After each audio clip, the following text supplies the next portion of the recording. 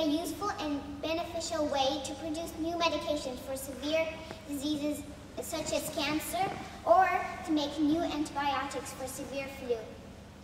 Insulin is a protein hormone produced by the pancreas to regulate blood sugar. Diabetes patients don't produce enough insulin extracted from the pancreas of slaughtered cows. Through genetic engineering, we can produce human insulin in large amounts. Genetic engineering would be good in Qatar since, according to the Qatar Peninsula, studies conducted last year show that diabetes has increased to 35 per every 100,000. Using genetic engineering in Qatar to make insulin would be an extraordinary achievement since the rate of diabetes patients is so high according to its small population. And according to the book, Genetics, the Impact on Our Lives by Paul Dowswell, one treatment for cancer is chemotherapy. And chemotherapy requires a patient to take a drug that kills cancer cells. But most of the time it kills healthy cells too.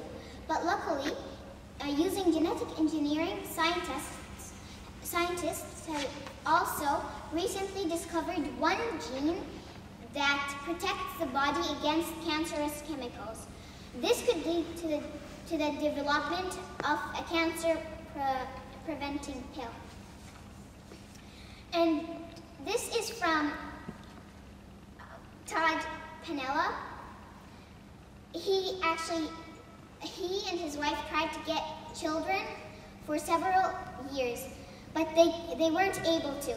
So using genetic engineering, they had twins just a couple weeks ago.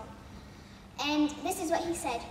Yes, it's true that my two baby girls, Andriana and Gabrielle, would not have been possible without the wonder that is genetic engineering.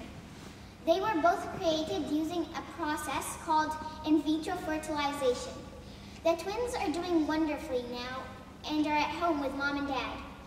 We're both so happy that they are brought into this world and given to us as a gift. We are hopeful for many, many years of happiness with our wonderful doctors. If you're wondering what in vitro fertilization is, it is an assisted reproductive technology in which one or more eggs are fertilized outside a female's body. This technique has been used extensively in animal embryological research for decades, but only since 1978 has it been successfully applied to human reproduction. In human reproduction, the process involves stimulation of the growth of multiple eggs by the daily injection of hormone medications. Okay, Thank you very much.